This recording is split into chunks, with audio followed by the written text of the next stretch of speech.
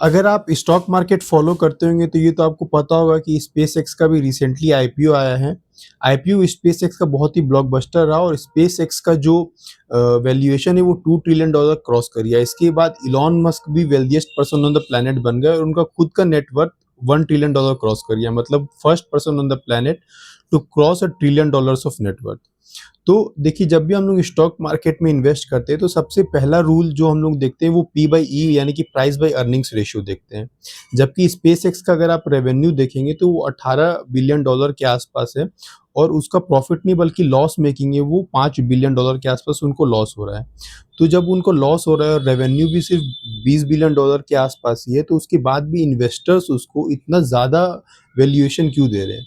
तो देखिए, जब से ये स्टार्टअप कल्चर आया है, जब से ये टेक रेवोल्यूशन आया है, तब से आप देखेंगे कि बहुत सारे स्टार्टअप्स ऐसे हैं जो कि रेवेन्यू उनका कम है, लॉस मेकिंग है, उसके बाद भी इन्वेस्टर्स उसको बहुत ज़्यादा वैल्यूएशन देते हैं। जैसे आप रिसेंटली एंथ्रोपिक को देखेंगे और चैट जीपीटी को देखेंगे, ओपन एआई को देखेंगे, तो उन सब का भी वैल्यूएशन $1 ट्रिलियन के आसपास हो गया है, जबकि वो सब भी अभी लॉस मेकिंग है। इंडिया में अगर आप बात करेंगे तो जैसे फ्लिपकार्ट हो गया या फिर मीशो हो गया, तो इन सबको भी आप देखेंगे कि लॉस मेकिंग है, लेकिन इन्वेस्टर्स इनको अच्छा खासा वैल्यूएशन देते हैं।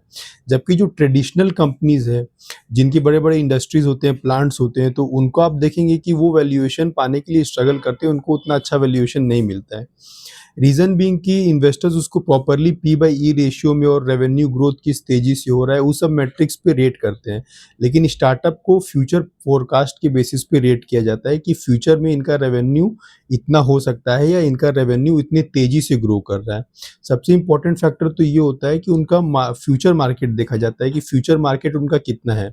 जैसे कि डीआरएचपी जब इलॉन मस्क ने फाइल किया था, तो उन्होंने भी मतलब अमेरिका में पता नहीं डीआरएचपी होता है कि नहीं, इंडिया में तो डीआरएचपी होता है। तो बेसिकली जब उन्होंने अपने आईपीओ के लिए फाइलिंग किया था, तो उन्होंने ये बोला था कि स्पेसएक्स का जो मार्केट है वो ट्रिलियन ऑफ डॉलर्स है।